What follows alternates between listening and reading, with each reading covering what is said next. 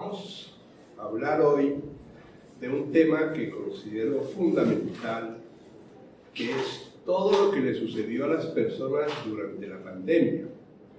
Realmente creo que es uno de los temas más significativos y curiosamente las personas, como es normal, finalmente vamos olvidando los sucesos graves.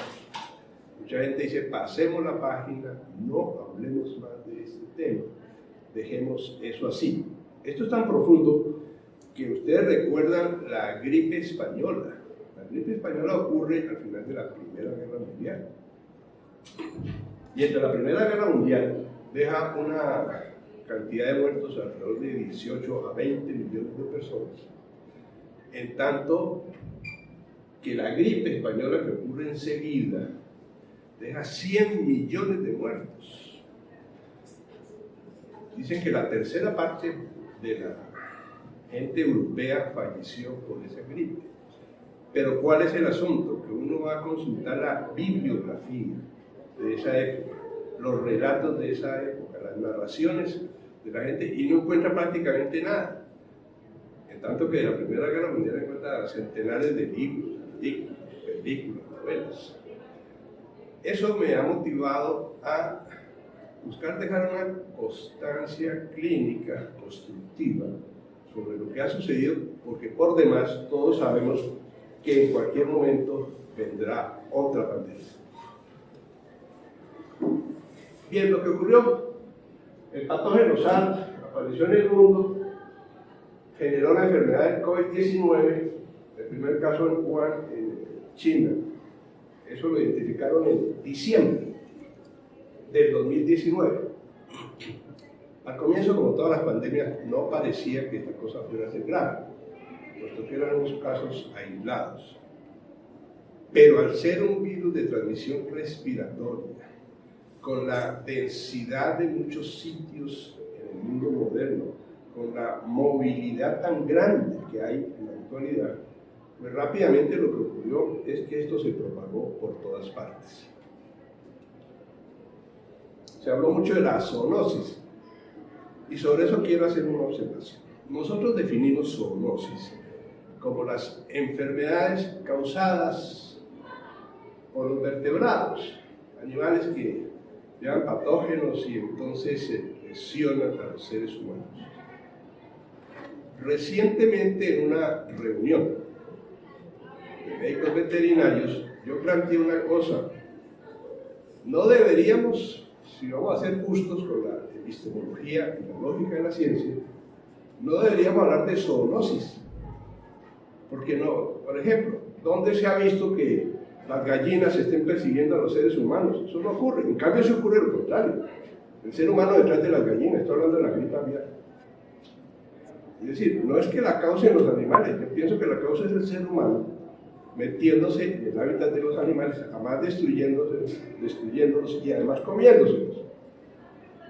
Lo mismo se ha planteado en torno al VIH, porque el VIH de manera natural es en los simios, en los gorilas. Y entonces eso es una de las observaciones que debo hacer, porque se dijo que esto se generó por andar destrozando murciélagos. Y los murciélagos no causaban nada. Así que muchas veces las cosas que ocurren no son simplemente cataclismos de la naturaleza, sino que los seres humanos se van metiendo en la naturaleza y miren lo que van a generar. Bueno, las cifras de la pandemia las conocemos todos. En el mundo hubo 6 millones de muertos aproximadamente, 600 millones de infectados.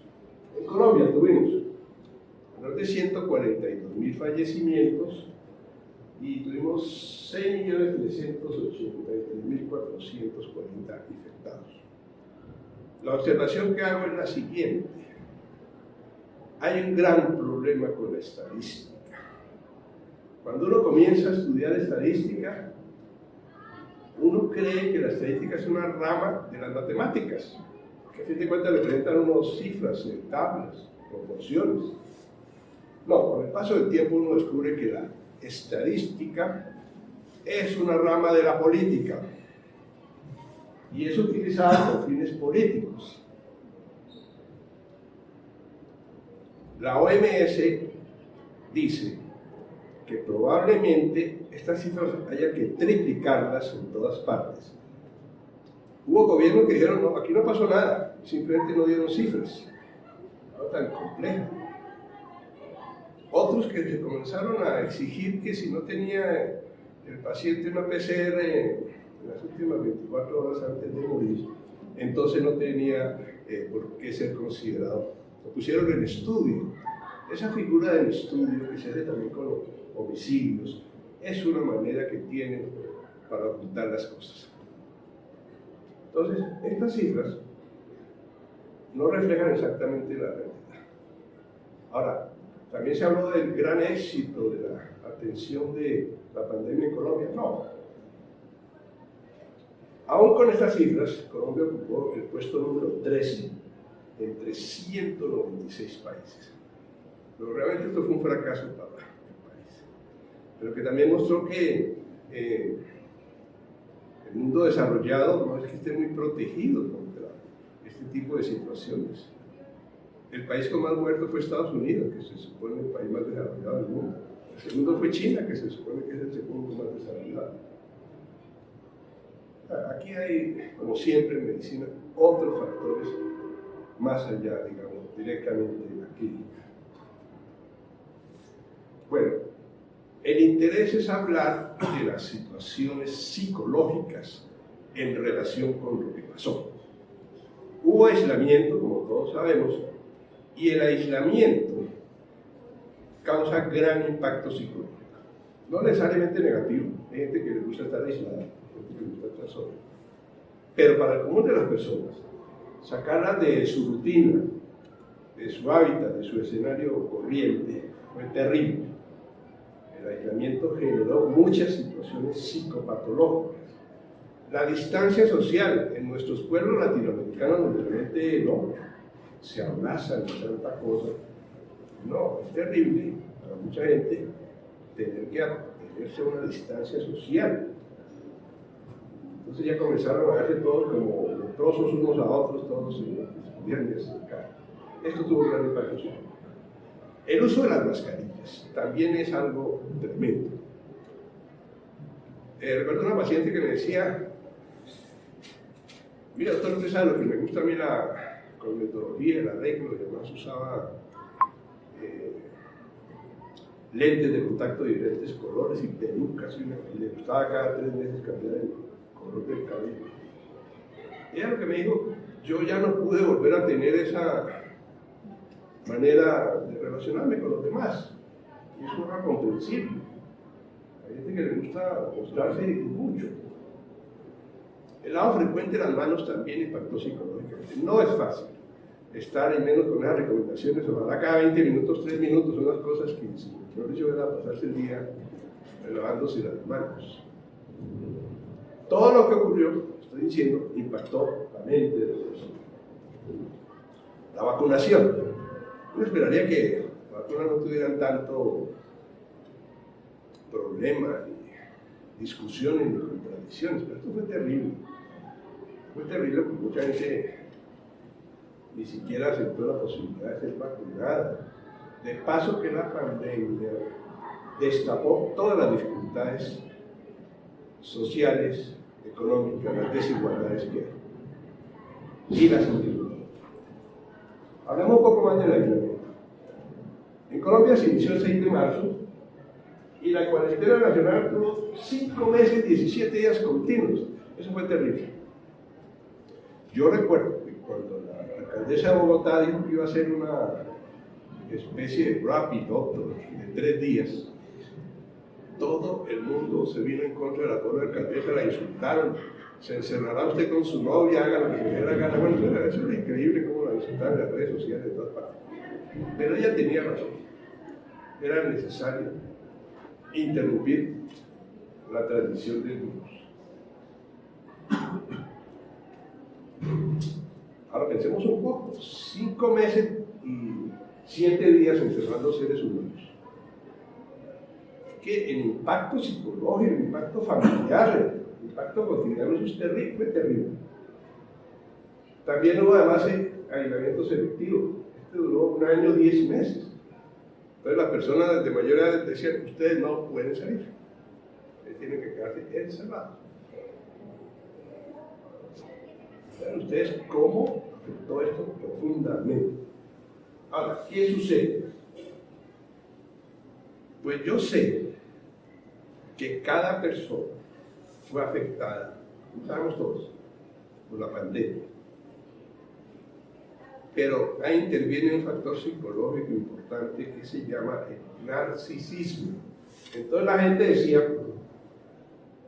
a mí no me pasó nada, yo soy la excepción. Pues, es uno de los delirios humanos, yo soy la excepción, eso a los demás que le pasan las cosas, a mí no.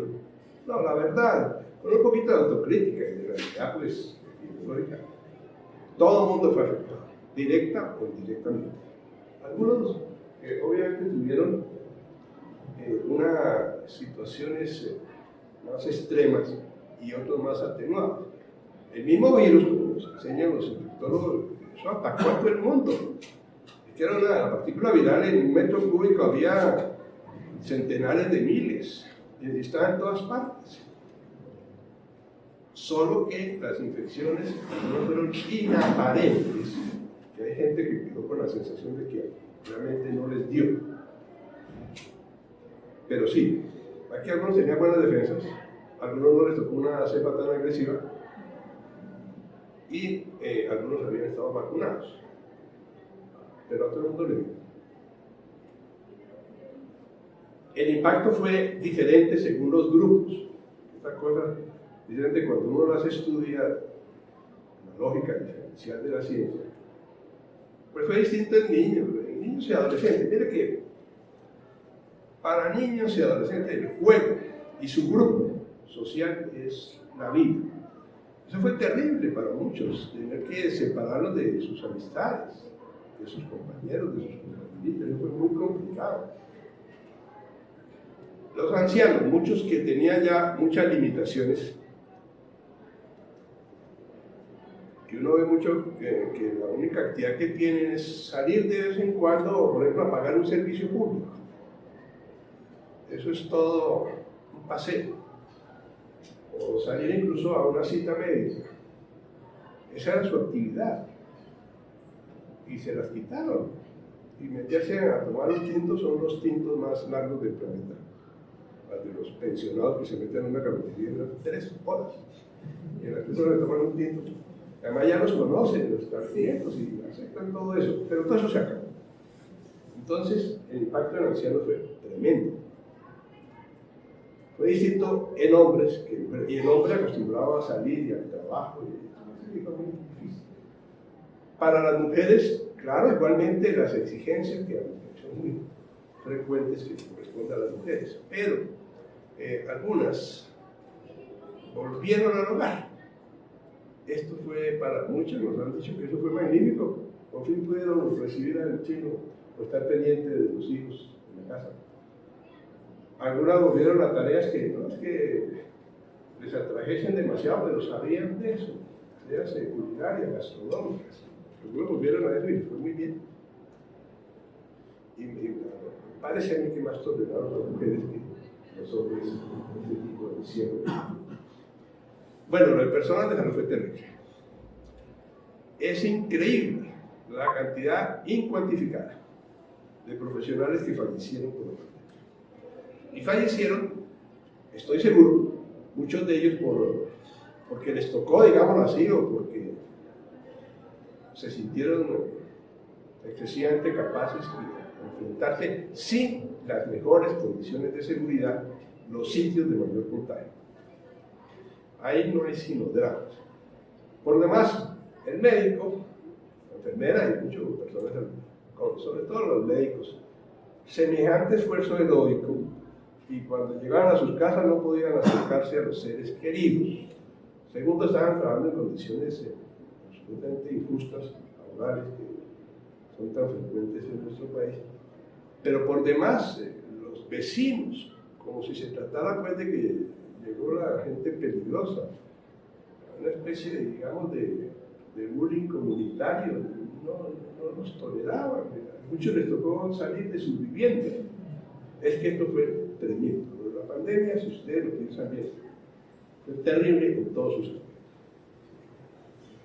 Obviamente fue distinto a los pobres que aportaron el 85% de los muertos.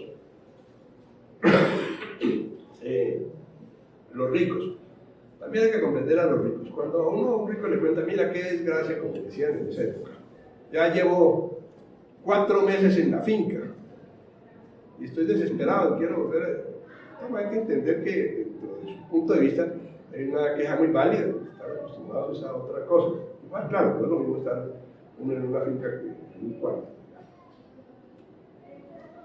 Los citadinos, me refiero a los ciudadanos, fue diferente, más complicado, veo yo, que lo que le pasó a la gente que vive en el área rural. El impacto fue... Bueno, veamos las situaciones clínicas. La sintomatología, pues, respiratoria, como todos sabemos, fundamentalmente. También hubo problemas gastrointestinales y, como tenemos problemas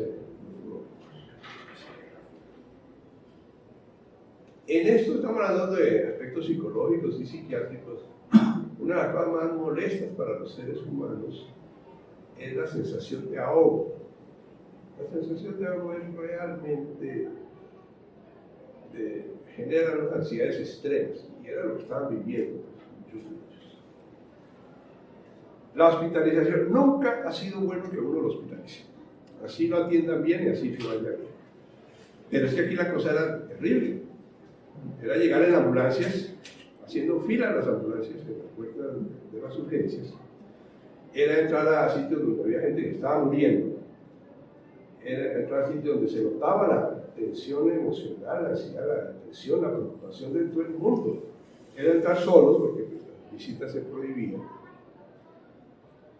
Hay una cosa macabra que yo pienso que es como la representación del infierno en la tierra, que son las unidades de cuidados intensivos.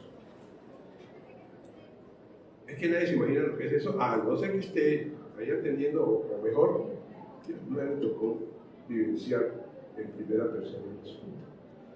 Sitios donde la luz no cambia, ese día la luz artificial, 24 horas. Sitios donde no saben en qué día está, sitios donde no saben en qué hora está, sitios donde narran las personas que se detuvieron a eso, que son parte de los casos.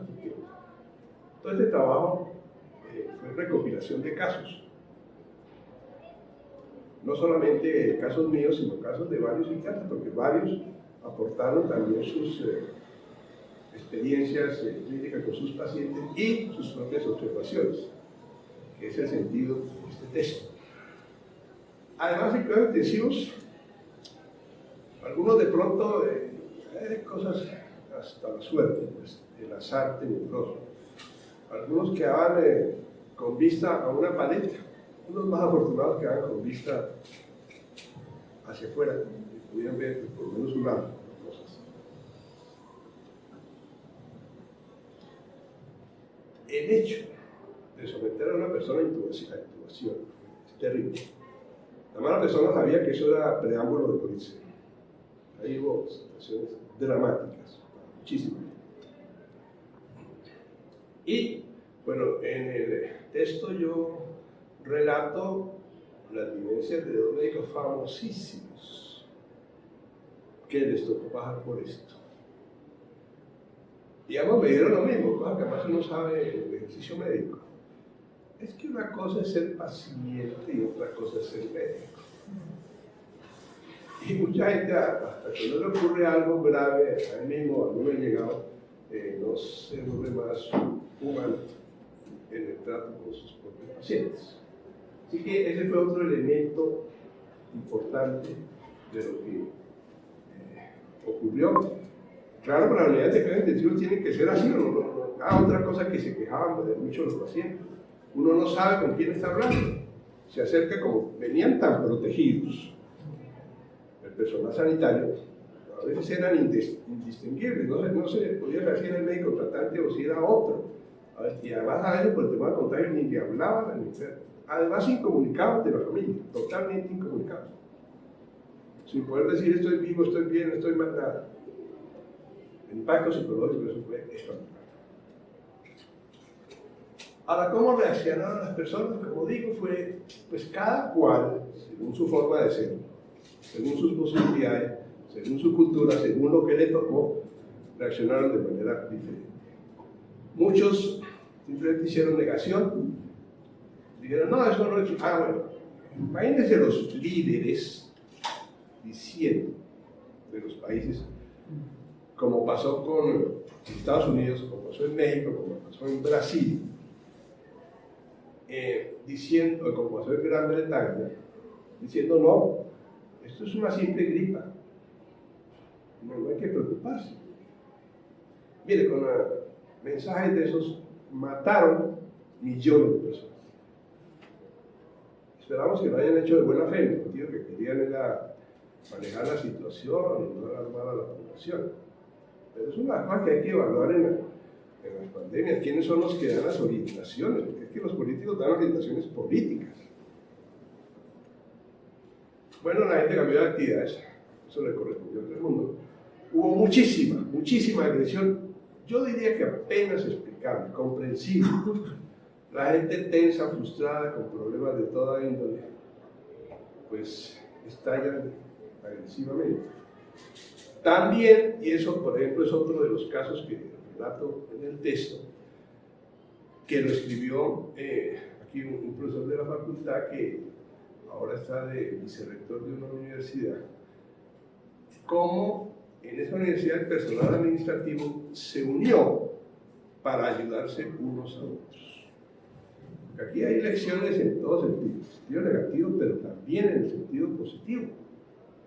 Hay gente que, familiares que se preocuparon de los demás. Aquí hubo desde cosas desastrosas hasta cosas heroicas, hubo de todo. Bueno, veamos los retos y problemas. ¿Cuáles fueron las circunstancias específicas? Viviendas inadecuadas. Como ustedes saben, el último censo de vivienda en Colombia arrojó la existencia de 14 millones de viviendas. 14 millones de viviendas, en las cuales 5 millones de ellas son de un tamaño menor, de 40 metros. Entonces, vean ustedes el escenario.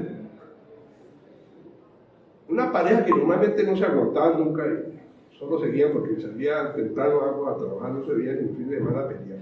No, coloquémonos juntos. Unos adolescentes que por su adolescencia, por su sentido de rebeldía y de protesta, y entonces, por ejemplo, escuchando música a todo volumen, todos colocados en un pequeño sitio. Niños pequeños, que por su naturaleza biológica pues son totalmente inquietos. Bueno, ustedes deben valorar semejante caos que hubo ahí. Varias personas en condiciones casi de hacinamiento.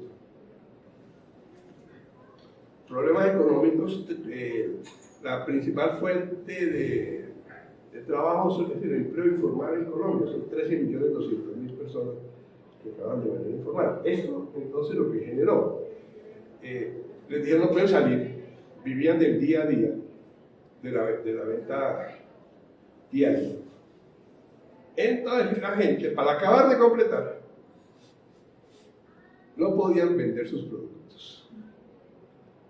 Y con deudas. Y ustedes saben, las empresas no son así como muy piadosas. Llegaban las cuentas y hay que pagarlas. Y tampoco se le puede fiar al señor de las tiendas a cierto límite, hay que pagarle. Eso afectó profundamente a las personas.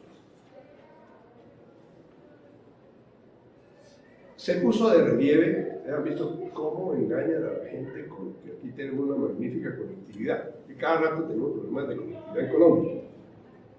En las zonas rurales no se diga. Y yo recuerdo haber estado dictando clases virtualmente y un alumno que me mató varias veces. Cuando apareció yo le dije, mira, quédate al final de la reunión y hablamos los dos virtualmente porque me estás faltando mucho. Y él me explicó lo que pasaba. Él vivía en un pueblo de Cundinamarca donde la conectividad era pésima. Pero peor aún, él era un celular, pero no un celular así de los motores, allá iPhone 14, no, una cosa ahí de pésima calidad. Y él me dijo esta frase que no olvide. Profe, usted no se imagina lo que es tomar un semestre de medicina con un celular de mala calidad y de poca conectividad. Entonces yo comprendí lo que estaba pasando. Claro, lógicamente eso también para que el gobierno saque conclusiones y ver cómo hacen con todo esto. La violencia intrafamiliar de por sí bastante alta en Colombia, bastante alta en Colombia, se disparó, se aumentó por ejemplo el número de feminicidios. Y es que si ustedes colocan el escenario entienden, entonces no faltaba más, faltaron ahí los contratos. También ocurrió con aspectos de suicidio, alteraciones de la relación familiar por montones. Y aquí quiero plantear una cosa. Hay mucho fenómeno real, importantísimo, frente al cual la ciencia no hace absolutamente nada porque no puede hacer nada, es decir, no puede estudiar. Dice que la ciencia estudia todo, no. Me voy a referir específicamente a lo que son las relaciones de amantes. Doctores, las relaciones de amantes no existen oficialmente, no existen. No hay un texto sobre eso, no hay investigaciones sobre eso, no hay estadísticas sobre eso, pero resulta que sí existen y que son frecuentes y que son importantes desde el punto de vista psicológico. Para muchas personas, el principal aliciente para su vida es tener una relación de amor. Pero viene la pandemia, pues lógico, ya no se puede encontrar, entonces los pacientes le decían, no, pues, yo trato de hablar con ella, pero pues me escondo hasta en el baño, pero pues mi señora que no es boba se da cuenta que tengo que estar hablando, imagínense, todas esas cosas. En el encuentro personal que de todas maneras se hacía, se perdió la tranquilidad, porque con el temor de que la pareja no fuese contagiando, la gente no. Por eso hay muchas cosas que son tan difíciles de estudiar desde el punto de vista psicológico. Pero para muchas personas fue lo peor que les pasó.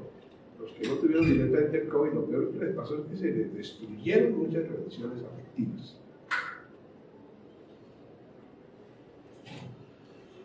Duelos no resueltos. Pues como la gente no se le podía acompañar al hospital, si se moría no se le podía acompañar a la funeraria y no se le podía acompañar al cementerio porque todo eso estaba prohibido.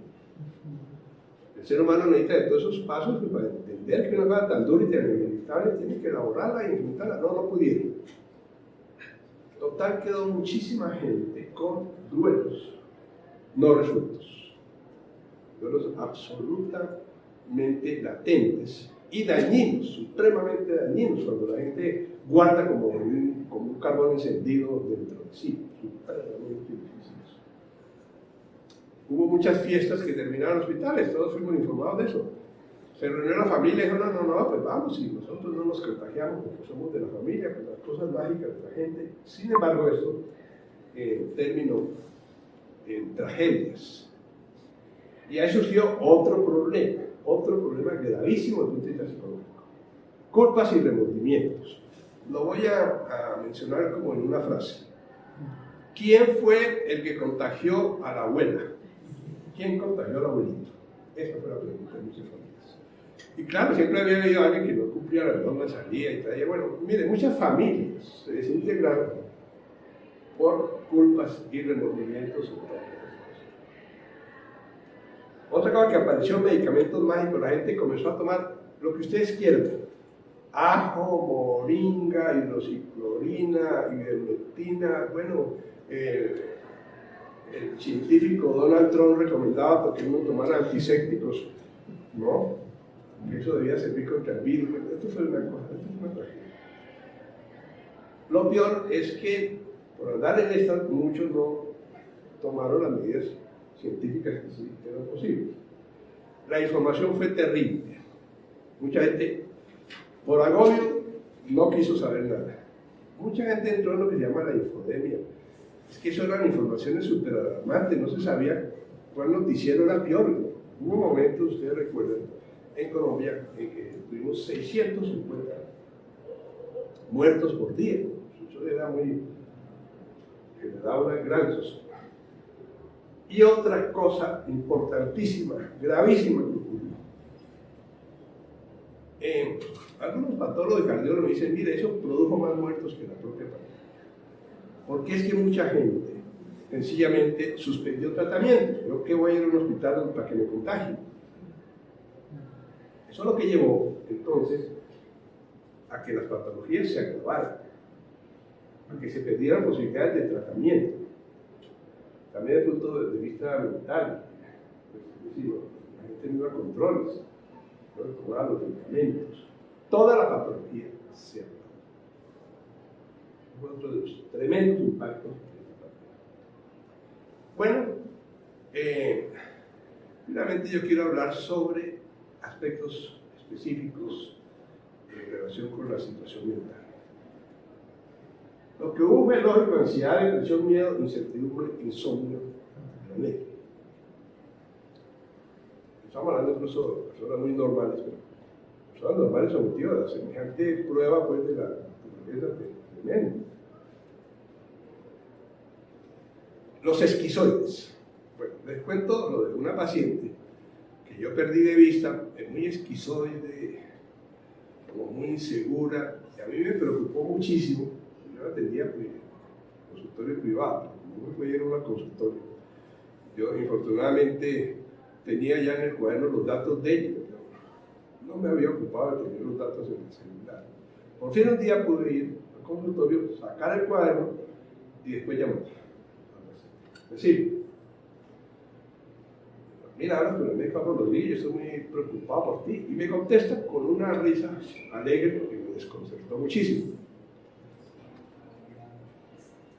En esto de la risa de los pacientes hay cosas que los aquí expertos en psiquiatría conocen, y es de que si la persona está en manía y comienza a reírse, eso no es buen síntoma, eso es más bien es un riesgo, es un peligro, es un indicio de que la cosa está complicando.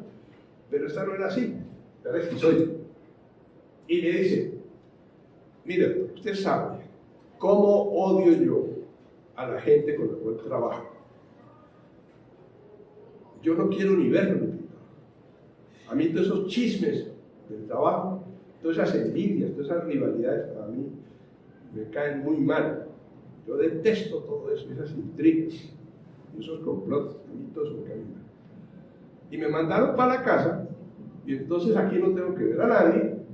Acá, además, la hija que tenía 7 años, la estoy viendo todo el tiempo, y estamos felices. Entonces el impacto varió según la. Esto para los esquizoides. Bueno, los pacientes alcohólicos sufrían lo que yo miedo. Los pacientes alcohólicos le decían al doctor, mire, yo me he puesto, lo he hecho, me he puesto a tomar, pero cuando se dan cuenta en la casa de que estoy borracho, todo el mundo viene a decirme, mire, estos problemas, si usted es borracho, es terrible. El drogadito, que además hoy en día pueden pedir la droga a la casa, o cualquier domiciliario, la misma historia. Ustedes me decían, mire, pasa doctor, que usted no sabe, pero si uno fuma marihuana dentro de un ambiente pequeño, eso llega hasta el último sitio, el olor a la marihuana, todo el mundo se da cuenta, esto es un problema tremendo. Padecieron mucho los drogadictos de alcohol, se les complicó mucho la situación, y también muchos hicieron cuadros psicóticos graves, sin su droga. Hubo reacciones paranoides. Mire, es que es increíble haber escuchado, como escuchamos creo que todos, gente supuestamente inteligente y formada, diciendo, yo no me aplico la vacuna porque es que la vacuna tiene un chip, ese chip comienza a controlar en el cerebro y comienza a darle ideas y lo que uno debe hacer y lo que no debe hacer. Pues bueno, ¿y tú de dónde sacas eso? No, yo pertenezco a un grupo religioso, todos creemos que eso es así. Gente que murió por esas ideas. Las ideas de la gente matan. Matan porque se toman actitudes absolutamente populares. Los obsesivos. Bueno, aquí hay lo siguiente. Los obsesivos son muy pulcros, son muy dados a la acción. Pues bien, decirle como que comenzó a decirle a todo el mundo, mire, hay que estar muy ansiados, hay que lavarse las manos, hay que cuidarse mucho. Eso en muchos hogares se volvió como un ritual gravísimo, que llegaba la persona y eso, mejor dicho, lo fumigaban al que iba a entrar en los zapatos. Entonces, bueno, es decir, esto tomó uno de los pisos inverosímiles. Decirle a un recibo, ¿no? Sea meticuloso usted y sea aseado. Imagínese, dar de cuerda para atrás. Aquí fue la gran desgracia, por lo menos para 2 pacientes.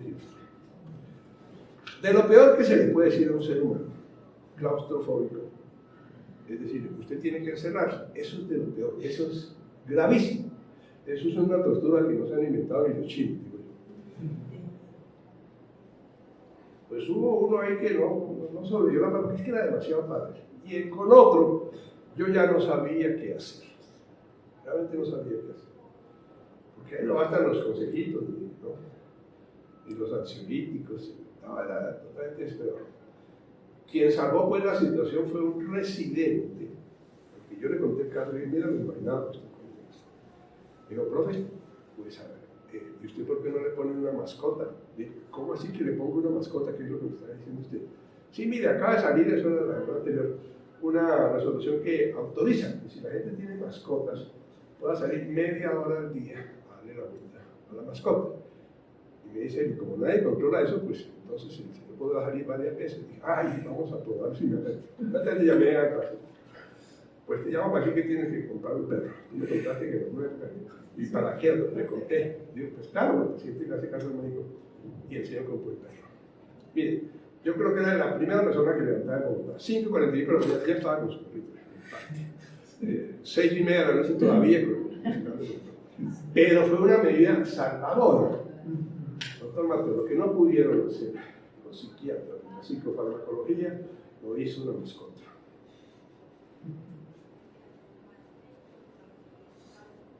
Hipocondríacos. Aquí hubo otro problema gravísimo, gravísimo.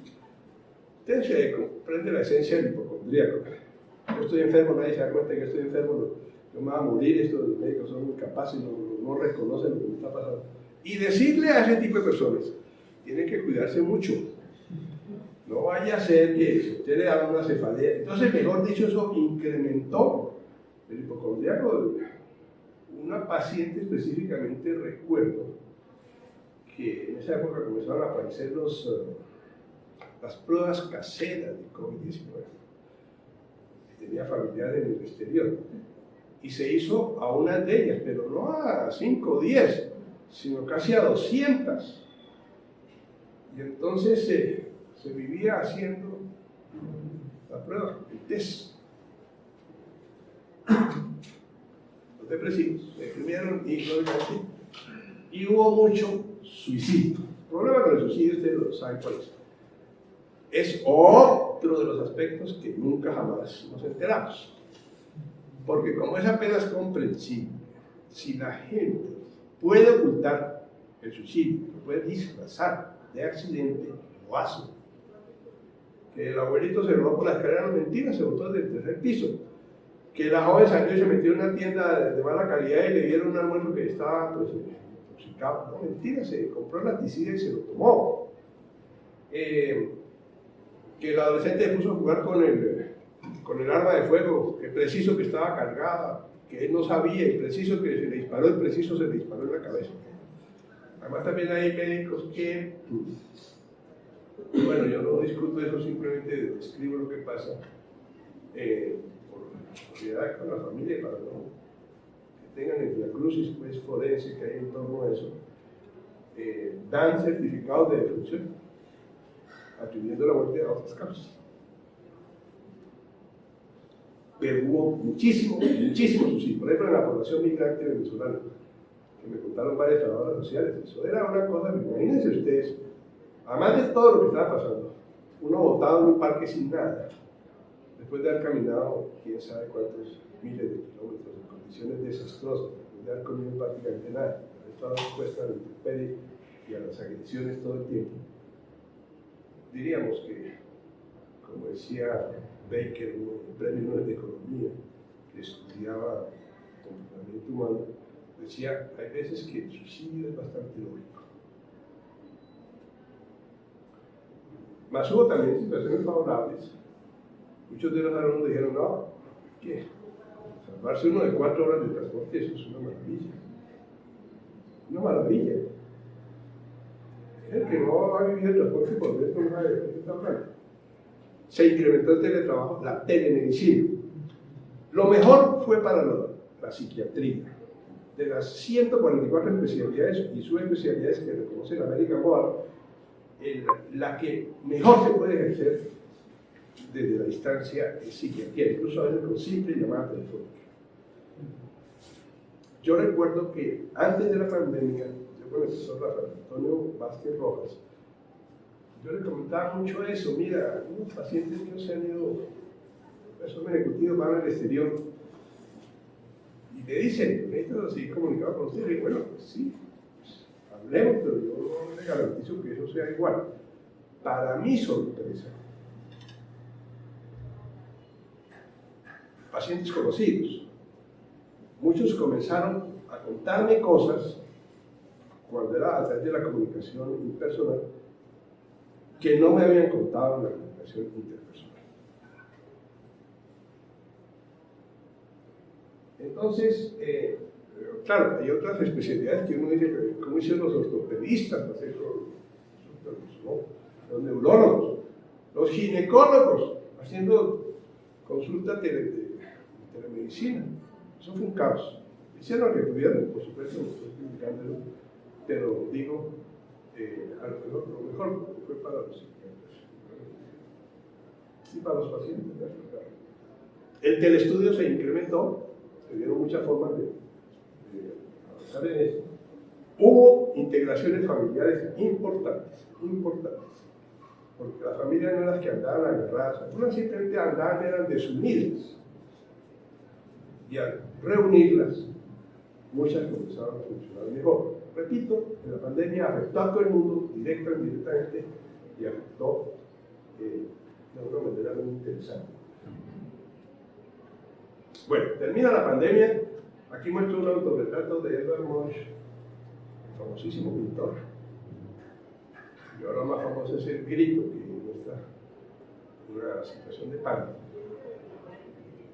Pero es que a él le dio el COVID, entonces se pintó para relatar cómo quedó después de sobreviviendo el COVID.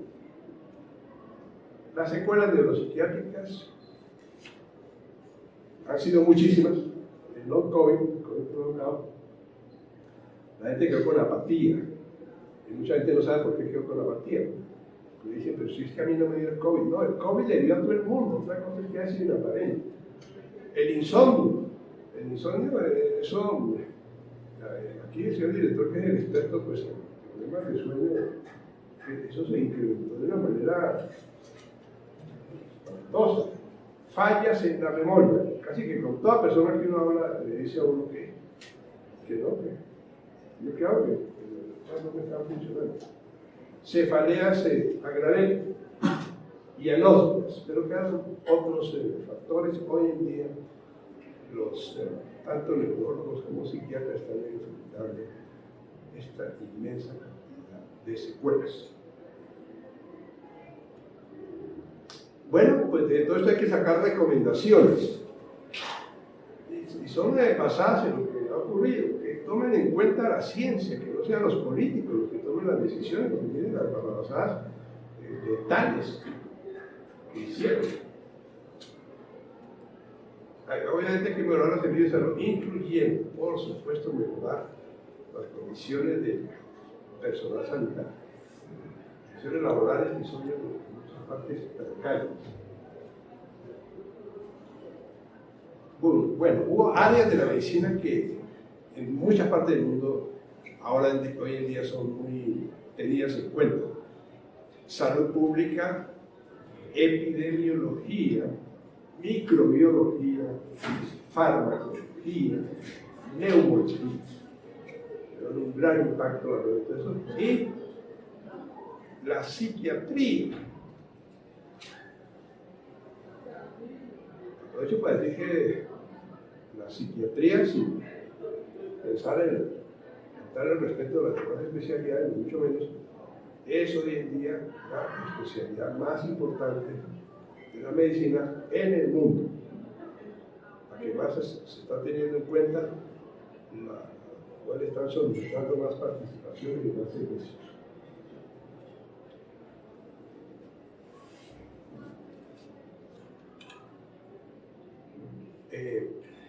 Me contaba el vicerrector que les digo que funcionaron muy bien sus empleados, que ellos abrieron un grupo de WhatsApp.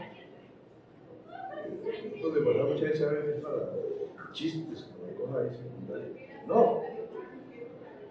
Y eso funcionó muy bien. Mire que tengo este problema, mire que no consigo esta droga, mire que a dónde acudo, mire que eso fue. Entonces, en el futuro se nos llega la siguiente pandemia.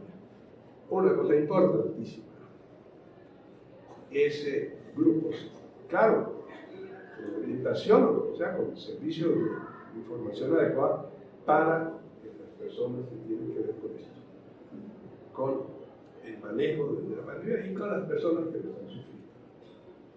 Por supuesto, vimos la importancia de que la conectividad sea buena.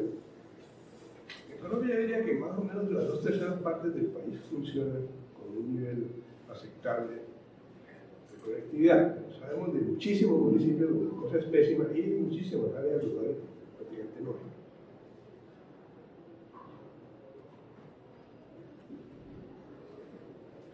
Y finalmente, pues otra gran enseñanza, al menos este desastre psiquiátrico que hubo, es de que se requiere la promoción de la salud mental en todos sus aspectos y para todo el mundo. Que la gente sepa que así como tienen indicaciones para cuidar su salud física, también hay estrategias muy buenas para que la gente cuide su salud mental. Entonces, esta es la otra conclusión y recomendación de todo esto.